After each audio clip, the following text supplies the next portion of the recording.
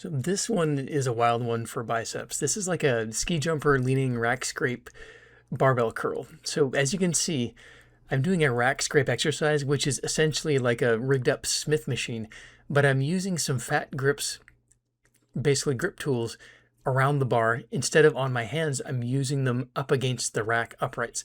So this protects the bar from damaging the rack rails, which works like a charm because this allows you to do the exercise, like I say, with no damage to the rack. This will require you to curl in the squat rack. You know, you're doing this at 5 p.m. on a weekday, that's the price you got to pay. If you're doing this at home, not a problem. But you can see just from the contraction I'm getting here, you're getting tension. The tension starts right at the start of the exercise, so right at the bottom.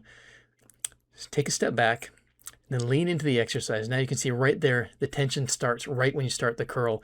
Whereas normally in a barbell curl, it takes about 20 to 25 degrees of movement before you start to really develop good tension in the biceps.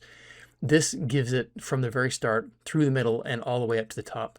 Now, when you do come to the top, there could be a tendency to kind of relax the biceps and kind of push into the rack uprights in order to take a little break. But you want to try and keep focusing on maintaining that contraction all the way to the top and all the way back down to the bottom. So you're really not getting a lot of break on the biceps, and the biceps really eat up that tension. Even if you're using lightweight, I've only got 75 pounds on the bar, so you don't need to go heavy with this one. I've also put together a free 3-week specialization training program for you. Check the first pinned comment below for details.